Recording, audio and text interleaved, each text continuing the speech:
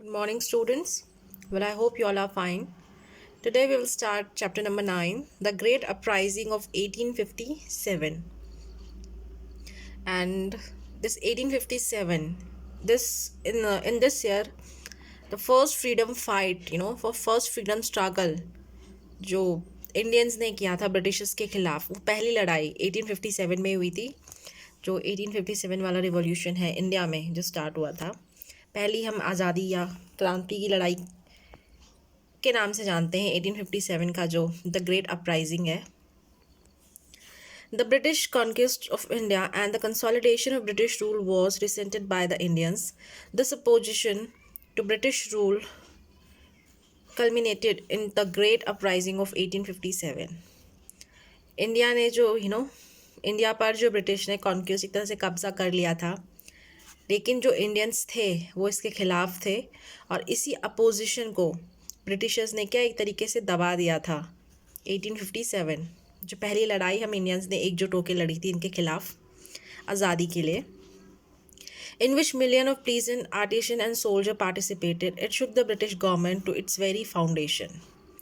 ये जो लड़ाई थी first freedom fight, millions of peasants किसानों ने, आर्टिशंस ये जो आर्टिस्ट थे, सोल्जर्स ने पार्टिसिपेट किया और ब्रिटिश गवर्नमेंट को एक तरह से जो उनकी नींव थी, फाउंडेशन, उसको हिला दिया था। Now what were the causes of this uprising of 1857?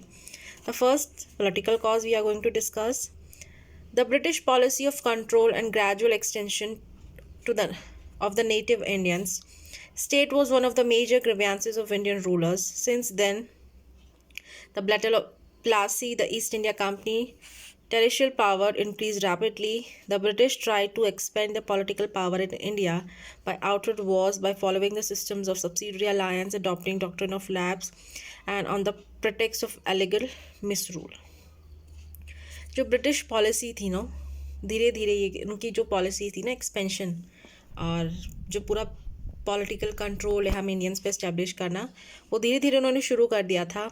They came as a trader in India, they establish their East India Company, but when they won the first battle of Plassey, when they won, so Bengal के ऊपर उनका control धीरे धीरे, political जो control था वो establish होने लग गया।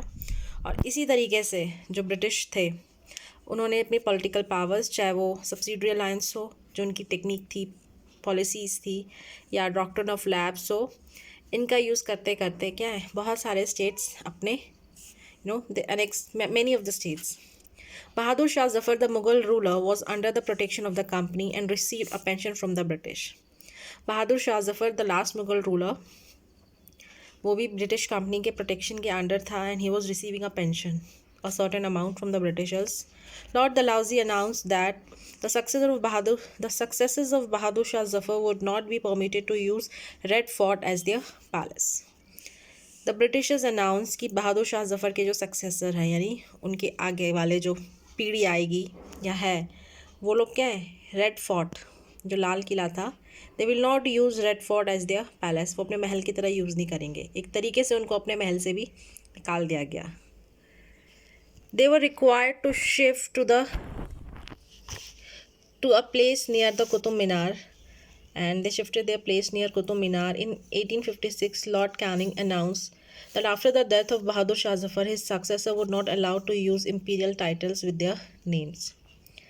And 1856 जब बहादुर शाह जफ़र की डेथ हुई तो लॉर्ड कैनन ने अनाउंस किया कि the successors of Bahadur Shah Zafar were not be entitled to use his titles. जो मुगल सल्तनत Mughal sultan they we use to call, so ये जो टाइटल था जो उनके एंसेस्टर्स यूज़ करते आए थे बहादुर शाह जफ़र से पहले, बहादुर शाह जफ़र के बाद, उनके बाद इस टाइटल्स को कोई यूज़ नहीं करेगा। There will be no king, no Sultan.